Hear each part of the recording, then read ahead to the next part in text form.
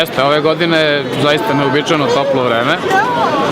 Ako se setimo, prošle godine na ovom mjestu smo davali izjavu kada nam se dah ledio, bilo je minus 20, ako se sećam, sad je 10 stepeni i drago mi je što je puno ljudi prisutno, što je puna crkva.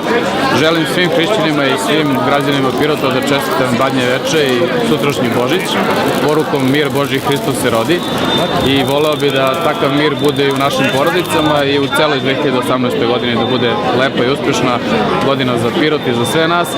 Mi pokušavamo da kroz negovanje tradicije okupljamo ljude, da te iste tradicije prenosimo i u svoje porodice i da tako širimo jedinstvo i mir među građanima Pirota. Centar je Kolačar i ja u ime svih zaposlenih radnika u sportskom centru Pirot, inače i mi slavimo ove godine jubilej 10 godina postojanja sport centra. Želim da čestitam svim našim sugrađanima jedan od dva najveća hrišćanska praznika uz Uskrs, Božić, Hristos se rodi.